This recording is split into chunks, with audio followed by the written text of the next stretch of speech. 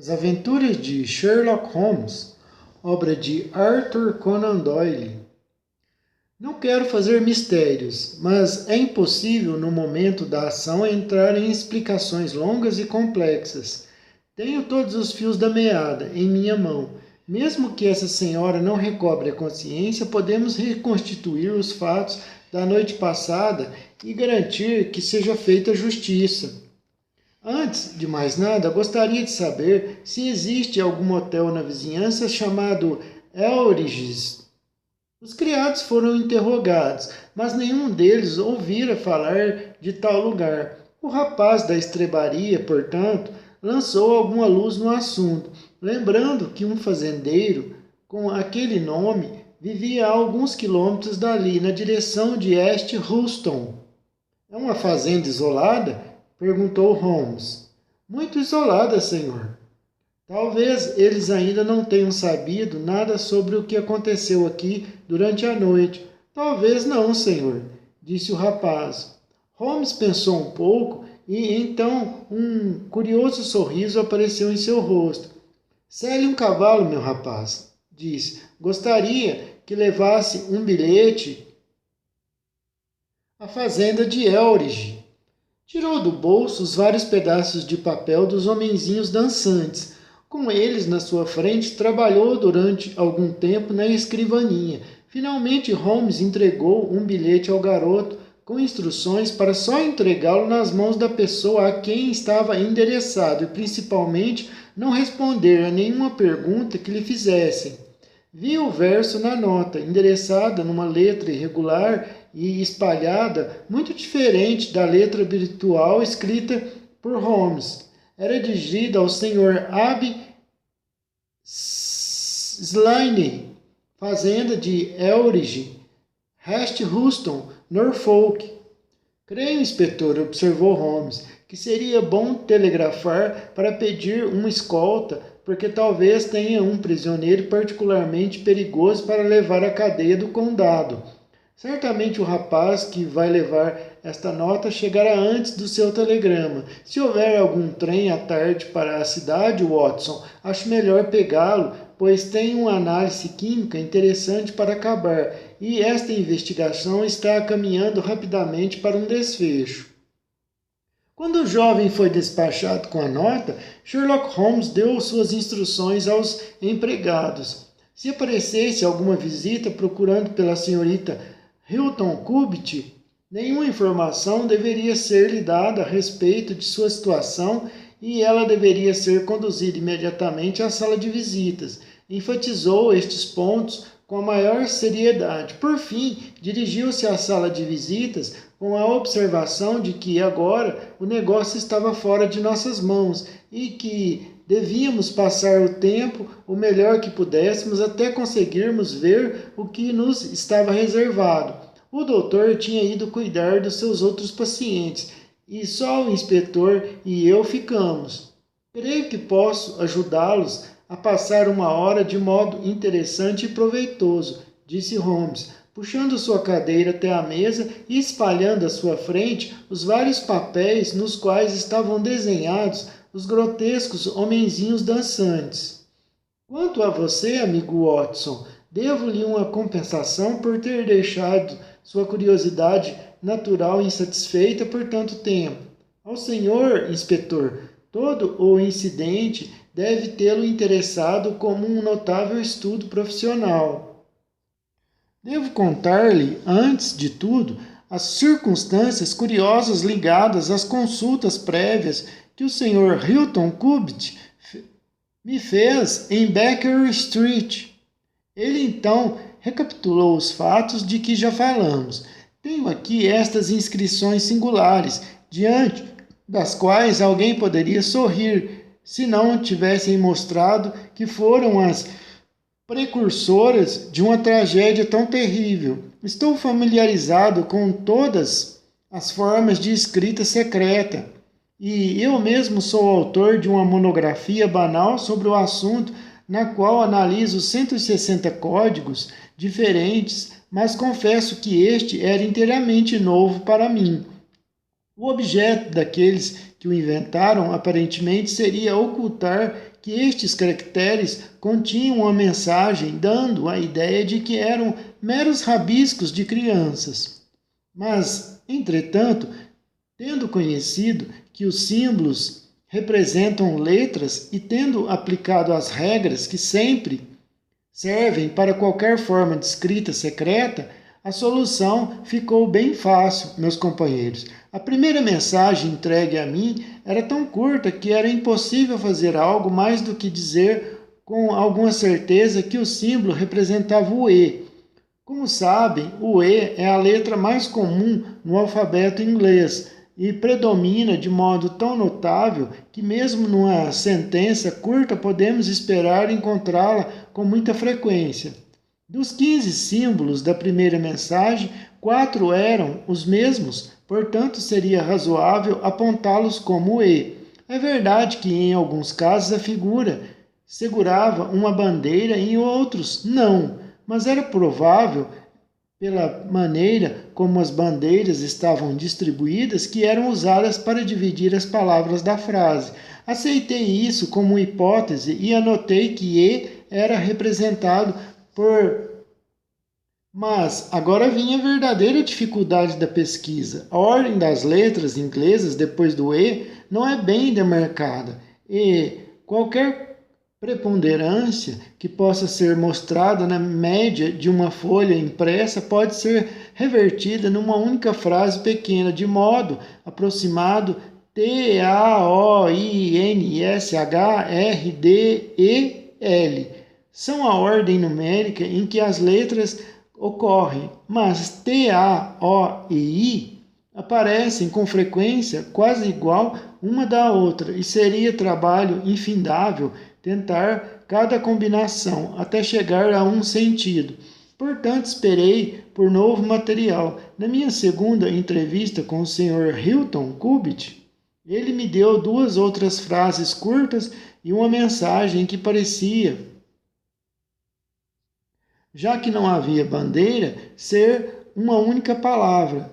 Ser uma única palavra. Isso mesmo, aqui estão os símbolos. Agora, na palavra única, consegui 2 E, vindo em segundo o quarto, lugares num total de 5 letras, pode ser ou, não há dúvida de que a última, em resposta a um apelo, é a mais provável e as circunstâncias a apontavam como sendo uma resposta escrita pela senhora. Aceitando isso como correto, podemos dizer agora que os símbolos representavam, respectivamente, N, V, E e R.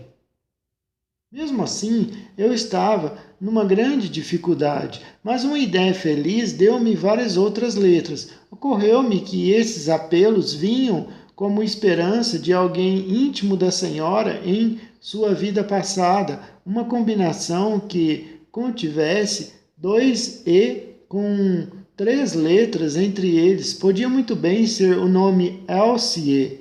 Num exame, descobri que esta combinação formava o final da mensagem, que se repetia 3 vezes. Devia ser algum apelo a Elsie. Desta maneira, consegui meus L, S e I. Mas que apelo seria esse? Só havia 4 letras na palavra que precedia Elsie e terminava em E. Certamente a palavra seria. Tentei todas as outras 4 letras terminando em E, mas não consegui encontrar nenhuma que se encaixasse no caso, de modo que agora eu tinha C, O e M e estava em condições de atacar mais uma vez a primeira mensagem, dividindo-a em palavras e colocando pontos para cada símbolo ainda desconhecido. Fiz isso e saiu desta maneira: Mary Elcine. Agora a primeira letra só ser A, o que é uma descoberta muito útil, já que aparece ao mesmo tempo do que 3 vezes nesta frase curta, e o H também é evidente na segunda palavra. Agora ficou assim: Where A e Slain, ou preenchendo os espaços óbvios no nome. M, Where, Eb Slaney. Tinha tantas letras agora que podia continuar com bastante confiança na segunda mensagem, que ficou desta forma: ARLRIES. Aqui só podia fazer sentido colocando T e G no lugar das letras que faltavam. E suponho que o nome era o de uma casa ou hotel em que estava o autor da mensagem. O inspetor Martin e eu ouvimos com o maior interesse o relato completo e, claro, de como meu amigo obteve os resultados que nos levaram a superar completamente nossas dificuldades. O que fez então, senhor? Perguntou o inspetor a Holmes.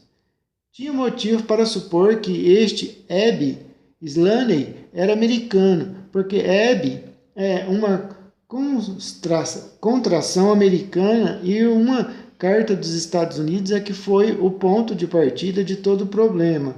Também tinha motivos para pensar que havia algum segredo criminoso no assunto. As alusões da senhora sobre o seu passado e sua recusa em confiar no marido apontavam nessa direção. De modo que passei um cabograma ao meu amigo Wilson Hargreave, do Departamento de Polícia de Nova York, que mais de uma vez recorreu aos meus conhecimentos do crime de Londres. Perguntei a ele se conhecia o nome Abby Slaney. Aqui está a resposta: o bandido mais perigoso de Chicago. Na mesma noite em que recebi esta resposta, Hilton Cubitt me mandou a última mensagem de Slaney. Trabalhando com as letras conhecidas, ela ficou com esta forma: Elsie, Harry, to meet, T, go.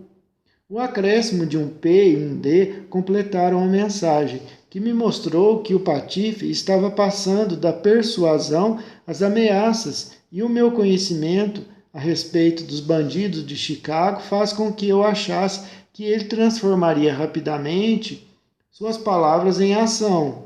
Vim imediatamente para Norfolk com o meu amigo e colega, o Dr. Watson, mas infelizmente apenas há tempo de descobrir que o pior já havia acontecido. É um privilégio trabalhar junto com o senhor em um caso, disse o inspetor com entusiasmo. Porém, vai me desculpar se lhe falar francamente, Sr. Holmes. O senhor só precisa das respostas a si mesmo, mas eu tenho de prestar contas aos meus superiores. Se este Abby Slaney, que mora em Elridge, é de fato o assassino, e se ele escapou enquanto estou sentado aqui, eu certamente terei sérios problemas.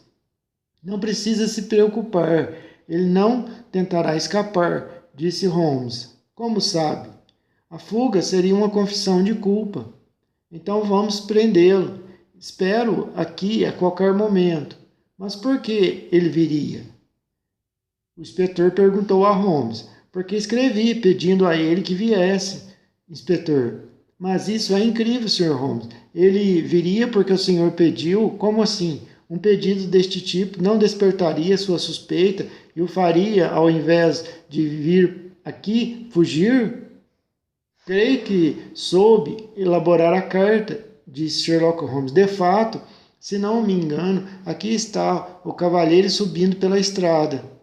Um homem entrava pelo caminho que ia até a porta. Era alto, bonito e moreno, vestido com um terno de flanela cinza, com um chapéu panamá, uma barba negra eriçada e um nariz adunco, grande e agressivo, e balançando uma bengala enquanto caminhava. Ele passou pelo caminho como se o lugar lhe pertencesse, e ouvimos seu toque alto e confiante na campainha. Creio, cavalheiros, disse Holmes calmamente, que é melhor nos colocarmos atrás da porta. Toda precaução é necessária ao lidarmos com esse camarada.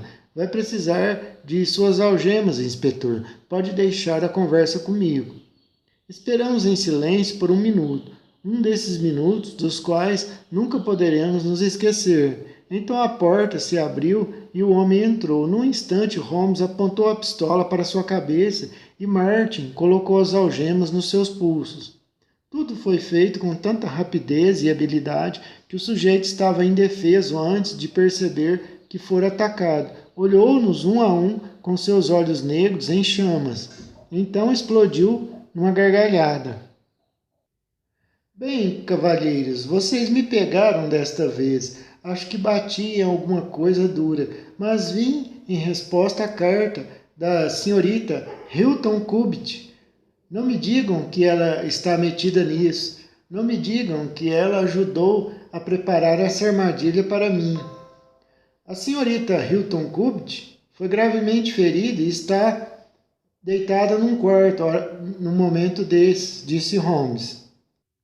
O homem deu um gemido de dor que até ecoou pela sala. Está maluco? Gritou furioso. Foi ele o atingido, não ela. Quem iria machucar a pequena Elsie? Posso tê-la ameaçado, Deus me perdoe, mas não tocaria num fio de cabelo de sua cabeça. Diga que é mentira, diga que ela não está machucada. Ela foi encontrada ferida ao lado do marido morto, disse Holmes. Ele mergulhou no sofá com um gemido profundo e cobriu o rosto com suas mãos algemadas. Durante 5 minutos ficou em silêncio, depois ergueu o rosto mais uma vez e falou com a fria serenidade do desespero. Não tenho nada a esconder de vocês, cavalheiros. Disse, se atirei no homem, ele também atirou em mim, e não há assassino nisso. Mas se pensam que eu poderia ter machucado aquela mulher, então não me conhecem, nem a ela. Digo-lhes, nunca houve no mundo um homem que amasse uma mulher mais do que eu a amava. Tinha direito a ela, estava comprometida comigo há anos.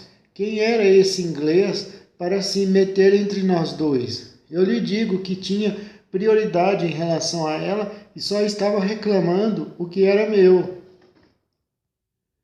Pois é, mas ela escapou à sua influência ruim quando descobriu o homem que você é, disse Holmes com rispidez. Fugiu dos Estados Unidos para evitá-lo e se casou com um cavalheiro respeitável na Inglaterra.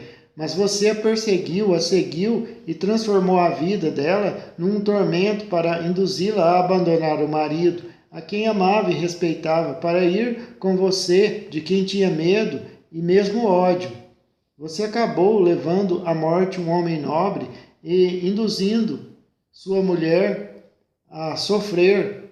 Este é o seu papel neste negócio, Sr. Slaney, e vai responder por isso na justiça. Se Elsie morrer, não me importa o que vier a acontecer comigo, disse o americano. Abriu uma das mãos e olhou para um bilhete amassado em sua palma. Olha aqui, senhor, exclamou com um brilho de suspeita nos olhos. Não está tentando me amedrontar com essa história? Se a senhora está ferida, quanto diz, quem foi que escreveu este bilhete? Ele jogou o bilhete sobre a mesa. Eu o escrevi para trazê-lo até aqui, falou Holmes. Você o escreveu? Não havia ninguém fora da União que conhecesse o segredo dos homenzinhos dançantes. Como conseguiu escrevê-lo? O que um homem inventa, outro pode descobrir, disse Holmes. Há um carro chegando para transportá-lo até Norwich, Sr. Slaney. Mas, enquanto isso, tem tempo para reparar um pouco do dano que causou. Sabe que a própria senhorita Hilton Cubitt esteve sob séria suspeita de ter assassinado o marido, e que foi só a minha presença e o conhecimento que eu possuo que salvaram da acusação. O mínimo que o senhor deve fazer por ela, se a ama de fato, é esclarecer ao mundo inteiro que ela não foi, direta ou indiretamente, responsável pela morte do esposo. Não peço nada mais que isso, disse o americano. Creio que o melhor que posso fazer por mim mesmo é a verdade nua e crua. É meu dever avisá-lo de que isto vai ser usado contra você, exclamou o inspetor, com a sublime honestidade da lei criminal britânica. Slaney encolheu os ombros. Tentarei isso, disse. Antes de qualquer coisa, quero que os cavalheiros entendam que conheço esta senhora desde que era uma criança. Éramos 7 numa gangue em Chicago, e o pai de Elsie era o chefe da União. Era um homem esperto, o velho Patrick. Foi ele quem inventou aquela escrita que passaria por um desenho de criança, a menos que se soubesse a chave dela. Bem, Elsie aprendeu alguns dos nossos métodos, mas não podia suportar o negócio e tinha um pouco de seu próprio dinheiro honesto, então passou-nos a perna e foi para Londres. Era minha noiva e teria se casado comigo. Acho que se eu tivesse outra profissão, mas ela não teria conhecido a desgraça. Só depois que havia casado com este inglês é que consegui descobrir onde estava. Escrevi para ela, mas não obtive resposta. Depois disso, vim para cá e, como as cartas eram inúteis, coloquei minhas mensagens em lugares onde ela poderia ler. Bem, eu estou aqui há um mês. Vivi naquela fazenda onde tinha um quarto embaixo e podia entrar e sair todas as noites sem testemunhas. Fiz de tudo para que Elsie fosse embora. Sabia que ler as mensagens, pois uma vez escreveu uma resposta embaixo de uma delas. Então perdi a calma e comecei a ameaçá-la. Mandou-me uma carta, então, implorando que eu fosse embora, dizendo que seu coração ficaria partido se houvesse algum escândalo envolvendo seu marido. Disse que desceria quando o marido estivesse dormindo às 3 horas e falaria comigo pela janela de trás se depois eu fosse embora e a deixasse em paz. Ela veio e trouxe dinheiro tentando me convencer a ir embora. Isto me deixou louco e agarrei seu braço, tentando puxá-lo através da janela. Naquele momento entrou o marido com o revólver na mão. Elsie jogou-se no chão e nós ficamos cara a cara. Também me agachei e apontei minha arma a fim de assustá-lo e poder fugir. Ele atirou e errou. Atirei quase ao mesmo tempo e o acertei. Saí correndo pelo jardim e ouvi a janela se fechar atrás de mim. Esta é a verdade que Deus viu, cavalheiros, cada palavra dela, e não ouvi mais nada sobre isso até que aquele rapaz veio me entregar um bilhete que me fez vir até aqui como um palerma e me entregar nas mãos da polícia. Um carro havia chegado enquanto o americano falava. 2 policiais uniformizados estavam sentados lá dentro. O inspetor Marty levantou-se e bateu no ombro do seu prisioneiro. É hora de irmos. Posso vê-la primeiro? Perguntou. Não, ela não está bem, está dormindo. Senhor Sherlock Holmes, só espero que se me aparecer novamente um caso importante, eu tenha a sorte de contar com o senhor ao meu lado, falou o inspetor. Vimos da janela a partida do cabriolé. Quando me virei, vi o pedaço de papel que o prisioneiro jogara sobre a mesa. Era o bilhete com o qual Holmes o atraíra à armadilha. Veja se consegue lê-la, Watson, disse com um sorriso. Não continha nenhuma palavra, mas esta fila de homenzinhos dançantes, desenho abaixo. Se eu usar o código que eu expliquei, disse Holmes, descobrirá que significa simplesmente eu estava certo de que era um convite que ele não recusaria, pois nunca imaginaria que pudesse vir de alguém que não fosse a senhora. E assim, meu caro Watson, acabamos desviando os homenzinhos dançantes para o bem, depois de terem sido com frequência agentes do mal, e acho que cumpri minha promessa dele dar algo em comum para o seu caderno. Nosso trem é às 15h40, Watson, e acho que estaremos de volta a Baker Street para o jantar. Apenas mais uma palavra. O americano Abbey Slaney foi condenado à prisão perpétua. Numa sessão de inverno do Tribunal Superior em Norwich, mas sua pena foi transformada em trabalhos forçados em consideração às circunstâncias atenuantes e a certeza de que Hilton Cupt atirou primeiro. Da senhorita Hilton Cupt só sei que se recuperou completamente e que ainda permanece viúva, dedicando sua vida a cuidar dos pobres e administrando as propriedades do marido. Entre os anos de 1894 e 1901, o Sr. Sherlock Holmes foi um homem muito ocupado. Pode-se dizer, com certeza, que não houve nenhum caso público de alguma dificuldade em que ele não tenha sido consultado durante esses 8 anos, e houve centenas de casos particulares, alguns deles extremamente intrincados e extraordinários, nos quais teve uma participação importante. Muitos êxitos surpreendentes e algumas derrotas inevitáveis foram o resultado desse longo período de trabalho contínuo. Como guardei muitas anotações detalhadas de todos esses casos e eu mesmo participei de muitos deles, pode-se imaginar que não é uma tarefa muito fácil saber qual selecionar para apresentar ao público.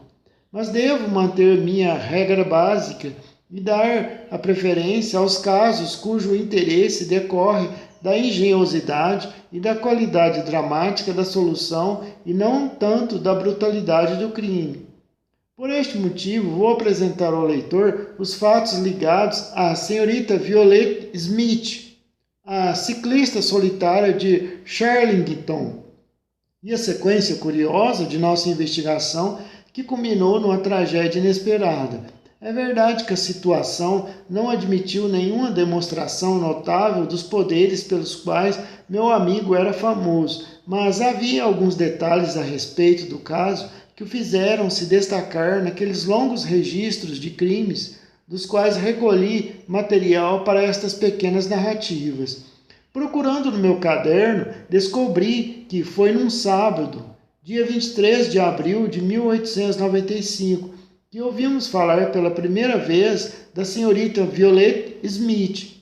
Sua visita foi, lembro-me, extremamente inconveniente para Holmes, porque naquele momento ele estava imerso num problema complicado e obscuro relativo à estranha perseguição que John Vincent Harden, o conhecido milionário do tabaco, vinha sofrendo. Meu amigo, que amava, acima de tudo, a precisão e a concentração de pensamento, se ressentia de tudo que distraísse sua atenção do assunto em que estivesse envolvido. Mesmo assim, sem a aspereza que era estranha ao seu temperamento, era impossível recusar-se a ouvir a história da bela jovem, alta, graciosa e majestosa, que se apresentou na Baker Street tarde da noite e implorou sua ajuda e conselho. Foi inútil dizer que seu tempo já estava todo tomado, pois a jovem viera determinada a contar sua história, e era evidente que nenhum tipo de pressão a faria sair da sala antes que o fizesse. Com um ar resignado e um sorriso um tanto cansado, Holmes pediu à bela intrusa que se sentasse e nos contasse o que a estava afligindo tanto. Pelo menos não pode ser sua saúde, disse enquanto seus olhos penetrantes a examinavam. Ciclista tão ardorosa deve estar cheia de energia. Ela olhou surpresa para os próprios pés e eu notei um ligeiro arranhado do lado da sola, causado pela fricção da ponta do pedal. Sim, eu ando muito de bicicleta, Sr. Holmes, e isto tem algo a ver com a minha visita de hoje. Meu amigo pegou a mão nua da dama e a examinou com tanta atenção e tão pouca emoção quanto um cientista demonstraria em relação a um espécime. Vai me desculpar, tenho certeza. É o meu negócio, disse enquanto a soltava. Quase caí no erro de supor que você praticava datilografia. É claro, é óbvio que é música. Você notou as pontas dos dedos empatuladas, Watson, comuns às duas profissões? Mas existe uma espiritualidade no rosto. Ela gentilmente o virou para a luz que uma datilógrafa não tem.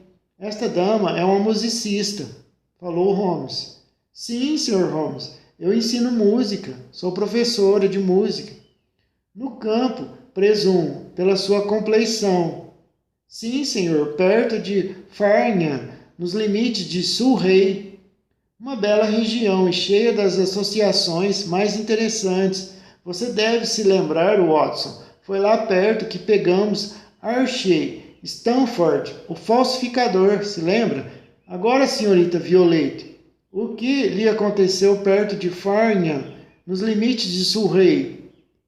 A jovem, com grande clareza e calma, fez o seguinte relato.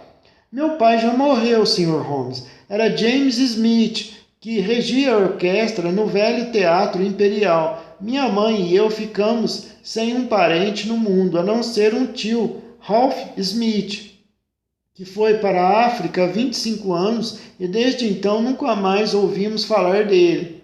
Quando meu pai morreu, ficamos muito pobres, mas um dia nos disseram que havia um anúncio no Times pedindo o nosso endereço. Pode imaginar como ficamos alegres, pois pensamos que alguém nos deixara uma fortuna. Fomos procurar o advogado cujo nome estava no jornal. Lá encontramos 2 cavalheiros, o Sr. Cartwell e o Sr. Hoodley, que voltavam de uma visita à África do Sul. Disseram que o meu tio era amigo deles, que ele falecera alguns meses antes na maior miséria, em Joanesburgo, e que lhes solicitara como último pedido que procurassem seus parentes para ver se não passavam necessidades. Achamos estranhos que o tio Ralph, que não ligara para nós enquanto estava vivo, se preocupasse conosco depois de morto. Mas o Sr. Carver explicou que o motivo era que meu tio acabara de saber da morte de seu irmão e se sentiu responsável pelo nosso destino. Com licença, disse Holmes. Quando foi essa entrevista? Em dezembro, 4 meses atrás. Por favor, prossiga, senhora. O Sr. Hoodley me pareceu ser uma pessoa abominável. Estava sempre olhando para mim. Um homem ordinário, de barba vermelha e rosto gordo, com cabelo grudado nos 2 lados da testa. Achei-o detestável e tenho certeza que Cyril não gostaria que eu conhecesse uma pessoa assim. Cyril é o nome dele, disse Holmes sorrindo. A jovem ficou vermelha e riu. Sim, Sr. Holmes, Cyril Morton, um engenheiro eletricista, e esperamos nos casar no fim de verão. Meu Deus, como consegui começar a falar sobre ele? O que quis dizer é que o Sr. Woodley era absolutamente odioso, mas o Sr. Carver, que era um homem muito mais velho, era mais agradável. Era uma pessoa silenciosa, pálida e sem barba. Tinha maneiras polidas e um sorriso amável. Perguntou em que situação tínhamos sido deixadas e, ao saber que éramos pobres, sugeriu que eu fosse dar aulas de música para sua filha única de 10 anos. Eu disse que não gostaria de deixar minha mãe sozinha e ele sugeriu então que eu fosse para casa todo fim de semana e me ofereceu 100 libras por ano, o que certamente era um esplêndido pagamento, Sr. Holmes. Então acabei aceitando e fui para a granja Chiltern, a cerca de 10 quilômetros de Farnham. O Sr. Carruthers era viúvo, mas empregara uma governanta, uma pessoa idosa muito respeitável, chamada Senhorita Dixon, para tomar conta de sua casa.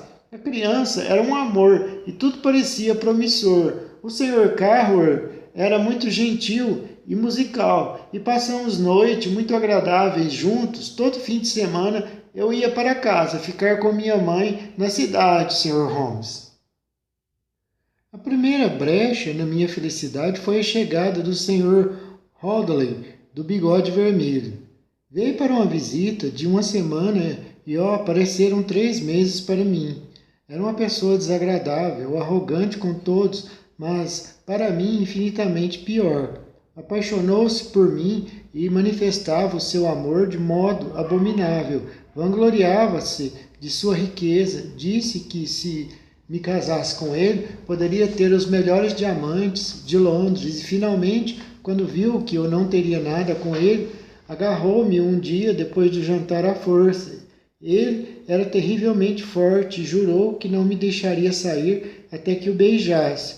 O Sr. Carwer entrou e afastou de mim aquele homem, e ele então agrediu seu anfitrião, dando-lhe um soco e cortando o seu rosto.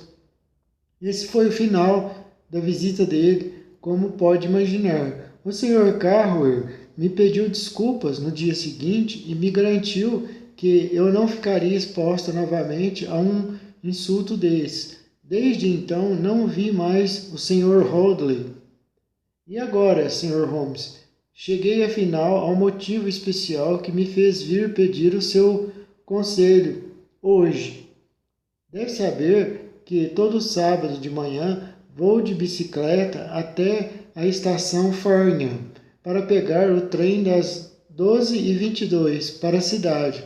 A estrada da Granja Chiltern é muito deserta, principalmente num ponto, pois fica a mais de 1 quilômetro entre Shirlington Heart de um lado e os bosques que circundam Shirlington Hall de outro.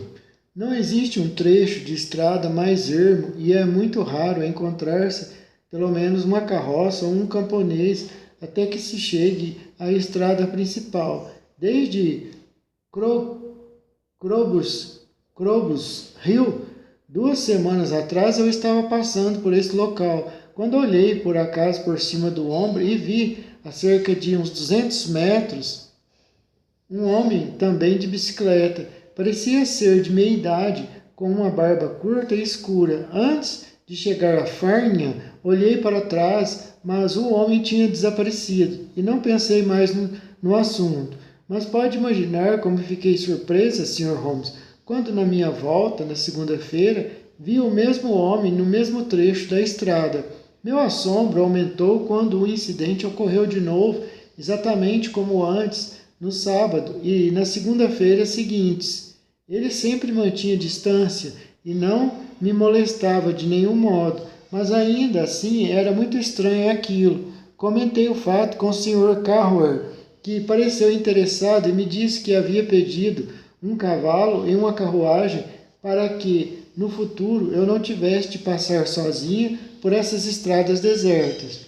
O cavalo e a carruagem deviam ter vindo esta semana, mas por algum motivo não foram entregues e novamente tive de pedalar até a estação. Isto foi esta manhã.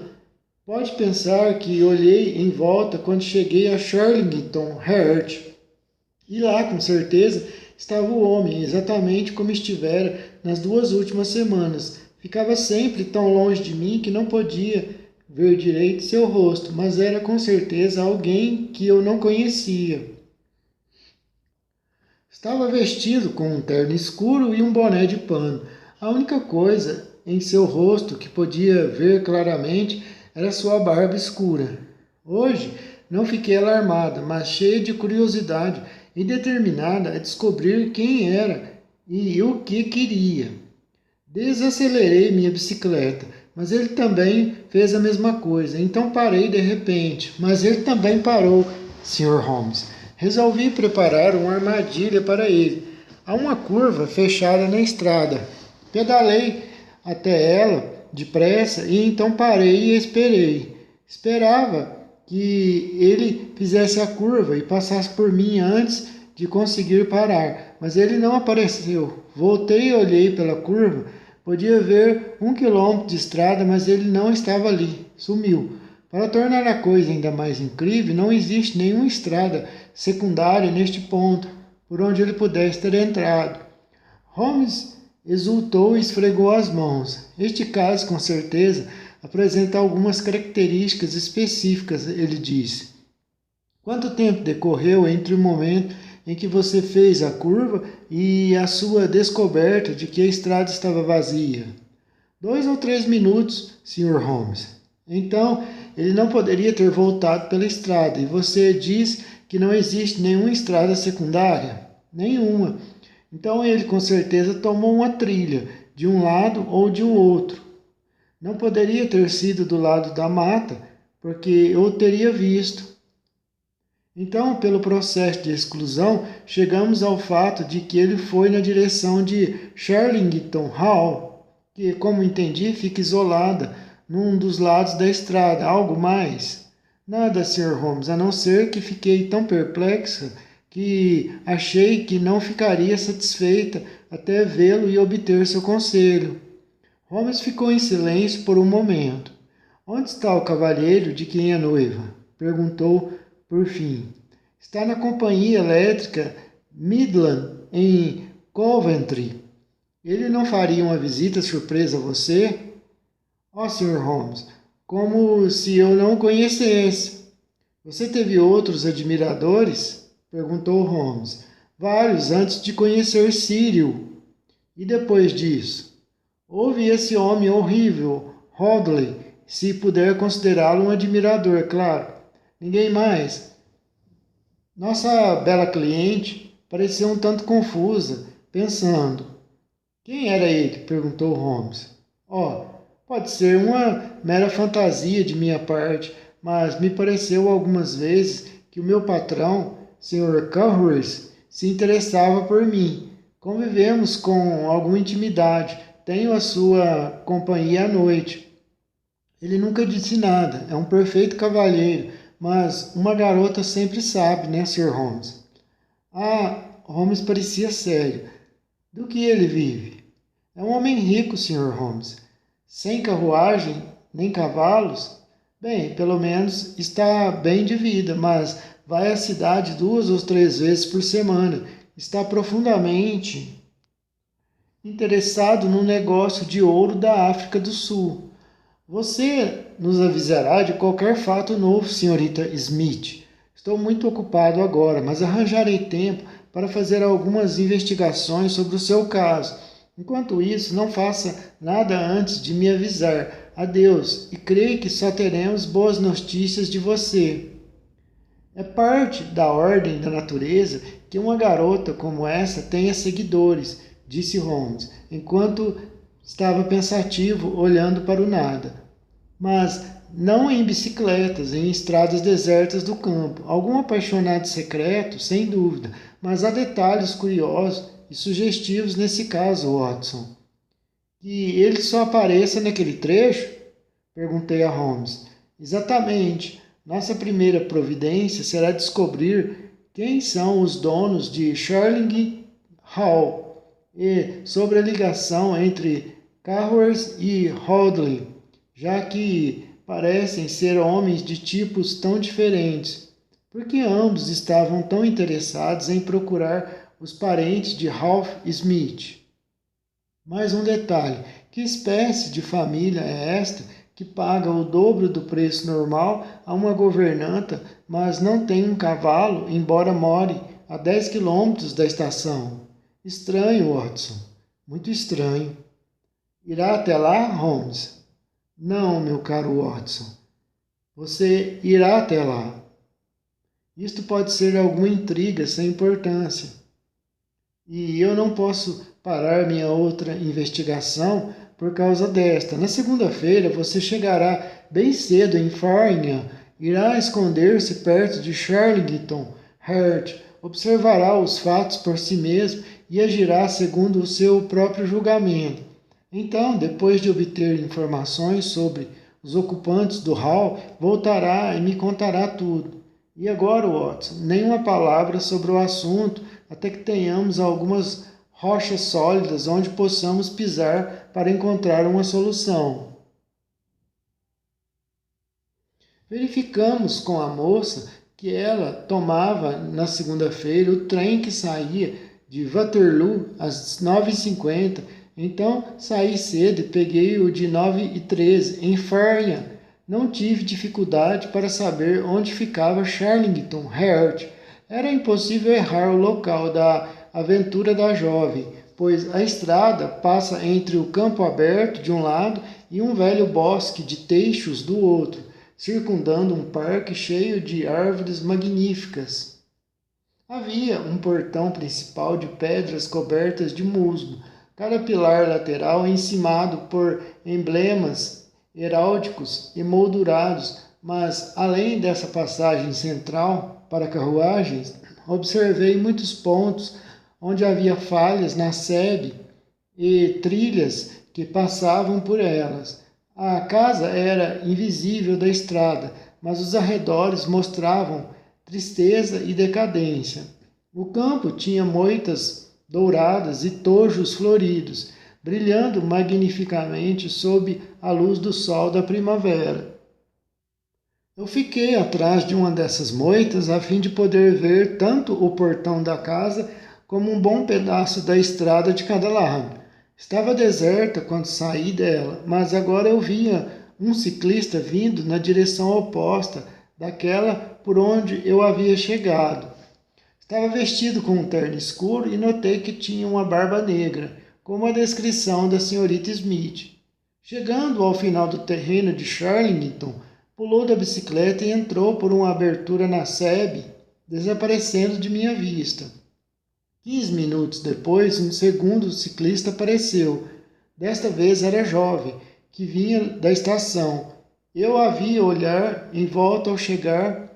15 minutos depois, um segundo ciclista apareceu. Desta vez era a jovem, que vinha da estação. Eu a vi olhar em volta ao chegar à sebe de Charlington. Um instante depois, o homem surgiu de seu esconderijo, pulou na sua bicicleta e a seguiu. Em todo o vasto campo, estas eram as únicas figuras móveis, a graciosa garota sentada bem reta em seu veículo e o homem atrás dela, curvando-se sobre o guidão com um traço curiosamente furtivo em cada movimento. Ela olhou para trás e diminuiu a velocidade. Ele diminuiu também. Ela parou. Ele também parou na mesma hora, mantendo a distância de uns 200 metros atrás dela. O movimento seguinte dela foi tão inesperado quanto inteligente. De repente, ela fez a volta e foi na direção dele. Mas ele foi tão rápido quanto ela e saiu correndo numa fuga desesperada. Então ela voltou à estrada, sua cabeça altiva no ar, não se dignando a tomar conhecimento de seu admirador silencioso. Ele também se virara e ainda mantinha a mesma distância até que a curva da estrada os escondeu de minha visão. Continuei no meu esconderijo e foi bom ter feito isso, pois logo depois o homem reapareceu pedalando de volta lentamente. Entrou no portão do hall e desmontou da bicicleta. Durante alguns minutos pude vê-lo de pé entre as árvores. Suas mãos estavam erguidas e ele dava a impressão de estar ajeitando a gravata. Depois montou na bicicleta e se afastou de onde eu estava, pelo caminho que ia na direção do hall. Corri pelo campo e olhei por entre as árvores. Lá longe eu podia vislumbrar o velho prédio cinzento com suas chaminés Tudor, mas o caminho passava por entre uns arbustos densos e não vi mais o ciclista. Entretanto, achei que já tinha feito um bom trabalho naquela manhã e voltei contente para Farnham. O corretor de imóveis local não pôde me dizer nada sobre Charlington Hall e me recomendou uma firma conhecida em Pall Mall. Parei ali quando voltava para casa e esbarrei na polidez do representante. Não poderia ter Charlington Hall para o verão e chegar atrasado. Fora alugada um mês atrás. Sr. Williamson era o nome do locatário. Era um cavalheiro idoso e respeitável. O agente, muito gentil, lamentava não poder dizer mais nada, porque os negócios dos clientes eram assuntos que ele não podia comentar. Chegou Sherlock Holmes. Recapitulando. Sherlock Holmes ouviu com atenção o longo relato que lhe apresentei naquela noite, mas não fez o elogio que eu esperava e merecia.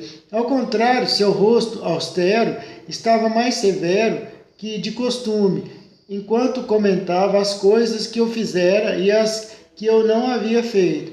Seu esconderijo, meu caro Watson, era muito impróprio. Deveria ter ficado atrás da sebe, de onde poderia ter uma visão melhor desta pessoa.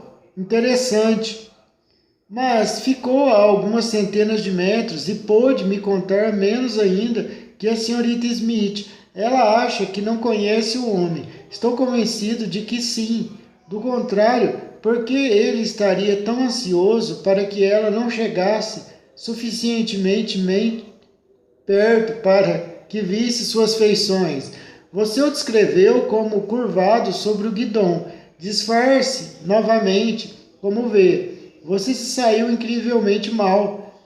Ele volta a casa e você quer descobrir quem ele é. Vai então a um corretor de imóveis em Londres.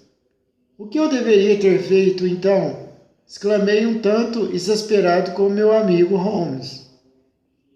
Ido ao bar mais próximo, é o centro dos mexericos, no campo. Eles lhe teriam dito todos os nomes do patrão à cozinheira, Williamson. Não me diz nada. Se é um homem idoso, não pode ser este ciclista ágil que foge tão depressa da perseguição atlética da jovem. O que conseguimos com a sua expedição, Watson? A confirmação de que a história da garota é verdadeira.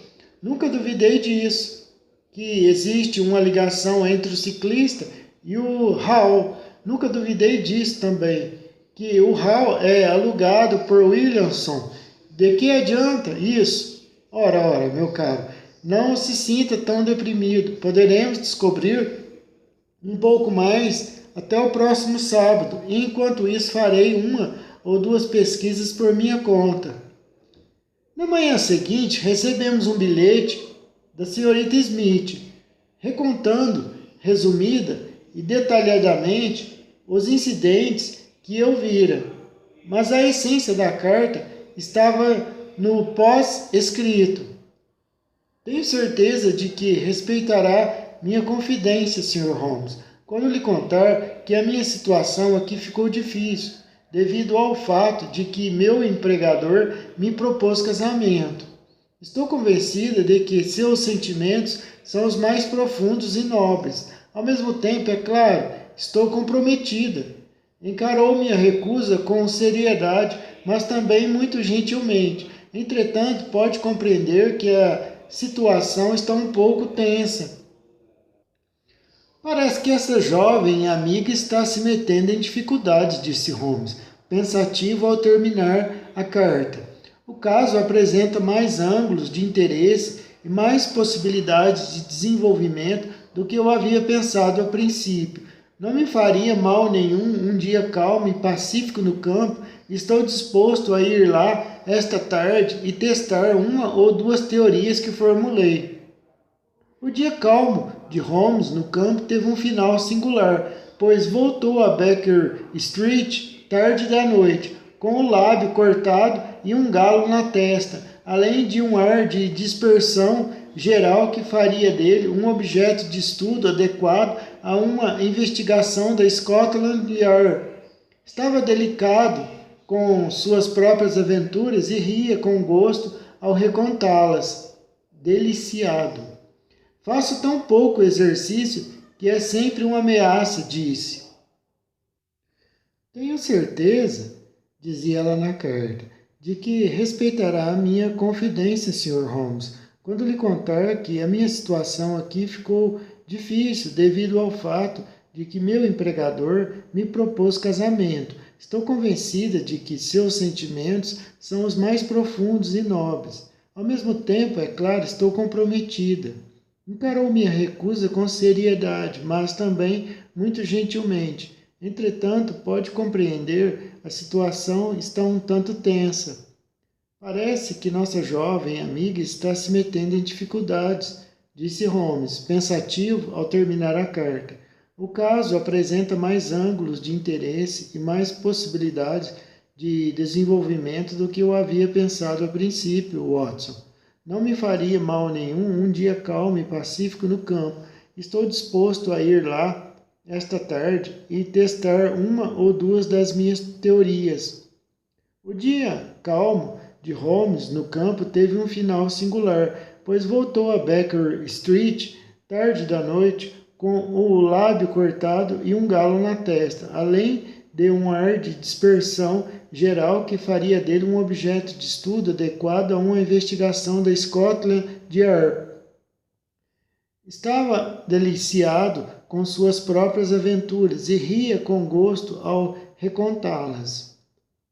Faço tão pouco exercício que é sempre uma ameaça, disse. Você sabe que tenho alguma habilidade no velho e bom esporte inglês do boxe. Ocasionalmente é útil hoje.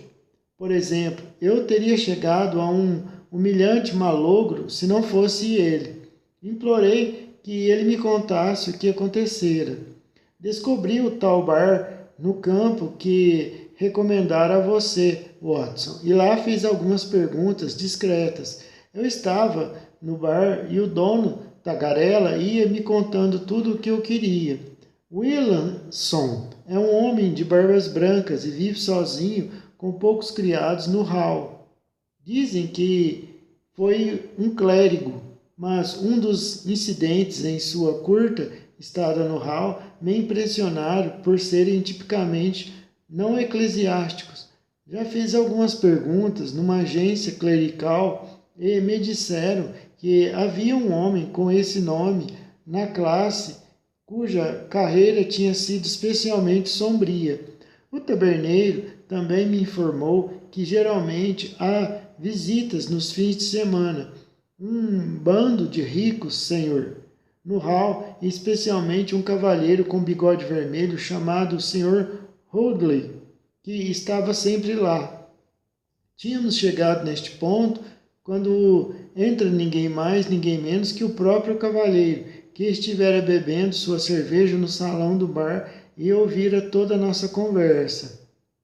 Quem era eu? O que eu queria? Por que estava fazendo perguntas e etc. Me fez um interrogatório. Sua conversa era bem fluente e seus adjetivos bem fortes. Terminou a sério de desaforos com uma bofetada traiçoeira que não conseguia evitar totalmente. Os minutos seguintes foram deliciosos. Foi um direto de esquerda contra um valentão forte. Saí dessa como me vê. O Sr. Hoodley foi para a casa de carroça. Assim terminou minha viagem pelo campo e devo confessar que, embora agradável, meu dia às margens de Surrey não foi muito mais proveitoso que o seu, Watson. A quinta-feira nos trouxe outra carta de nossa jovem cliente.